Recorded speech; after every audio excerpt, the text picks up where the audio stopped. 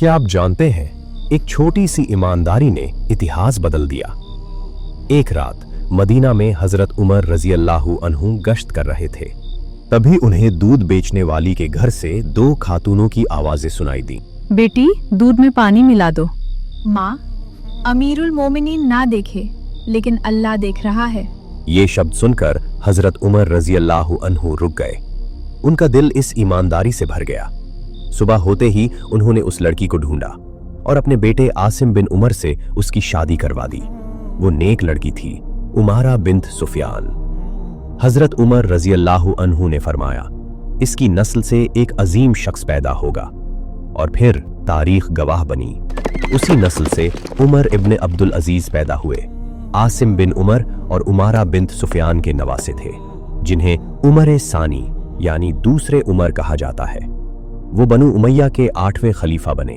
एक ऐसा खलीफा जिसकी हुकूमत दमिश्क से लेकर अरब, अफ्रीका, स्पेन और सिंध तक फैली थी और जिसका निजाम सिर्फ इंसाफ पर कायम था। सोचिए, अगर एक हुक्मरान सिर्फ 2 साल में तारीख बदल दे, अगर एक खलीफा अपना महल छोड़कर उम्मत के गरीबों के लिए रोए, और अगर ज़कात का निजाम इतना मजबूत हो जाए कि लेने वाला कोई न मिले।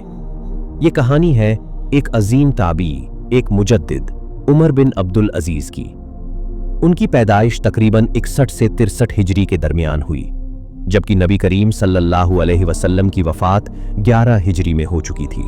इसलिए वो सहाबी नहीं थे, लेकिन ताबीन में उनका मकाम बुलंद था। उनका नसब बनु उमैया से था। 99 हिजरी खलीफा सुलेमान बिन अब्दुल मलिक का इंतकाल होता है और उमर बिन अब्दुल अजीज को खिलाफत दी जाती है। सिर्फ 2 साल और 5 महीने। खिलाफत मिलते ही पहला फैसला, अपनी जाती जायदाद और जो माल नाहक उन तक पहुंचा था, सब बैतुल माल में वापस। उन्होंने गैर शरई टैक्स खत्म किए, जालिमाना निजाम तोड़ दिया। गवर्नर्स को खत लिखा, लोगों के साथ इंसाफ करो वरना तुम हटा दिए जाओगे। जिजिया सिस्टम को दुरुस्त किया। जो लोग इस्लाम कबूल कर चुके थे उन पर जिजिया बंद। नतीजा, हजारों लोग इस्लाम में दाखिल हुए।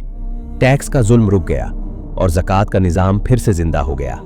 क्लासिकल तारीखी किताबों तारीख अल तबरी, अल बिदाया वल निहाया और अल अम्वाल में रिवायत मिलती है, इफ्रीकिया यानी नॉर्थ अफ्रीका में ऐसा वक्त आया कि ज़कात लेने वाला कोई मुस्तहिक नहीं मिल रहा था। बैतुल माल भरा रहता था। सोचिए, एक हुक्मरान जो निजाम को इतना शफ्फाफ बना दे कि गरीबी कम हो जाए, लेकिन उनकी असल अजमत उनकी जिंदगी में थी। उनकी बीवी फातिमा बिन्त अब्दुल मलिक रॉयल खानदान से थी। उन्होंने अपने सारे जेवर बैतुल माल में दे दिए और उमर बिन अब्दुल अजीज रात को रो रो कर दुआ करते थे। वो कहते, मैं इस उम्मत के गरीबों के लिए जवाबदेह हूं। ये अल्फाज सिर्फ जुमले नहीं थे, ये एक हुक्मरान का खौफ था, अल्लाह के सामने हिसाब का खौफ। 99 से 101 हिजरी तक सिर्फ 2 साल 5 महीने, लेकिन उन्होंने इस्लामी माशी निजाम को जिंदा कर दिया। ये सिर्फ 2.5% का निजाम नहीं था, ये ईमानदारी का निजाम था। 101 हिजरी में उनकी वफात हो गई, लेकिन उनका मॉडल, उनका अदल, उनका ज़कात सिस्टम आज भी तारीख में रोशन मिसाल है। सवाल ये नहीं कि वो कितने अरसे तक हुक्मरान रहे, सवाल ये है, क्या हम उनके निजाम को समझकर अपनी जिंदगी में ला सकते हैं? क्योंकि इस्लाम आया ही अदलो इंसाफ को कायम करने के लिए। अगर आपको ये वाकया अच्छा लगा हो तो लाइक और शेयर जरूर कीजिए। कमेंट्स में अल्हम्दुलिल्लाह लिखें। अल्लाह हाफिज। आपका भाई सैयद एडिट्स हक और इल्म की रोशनी में।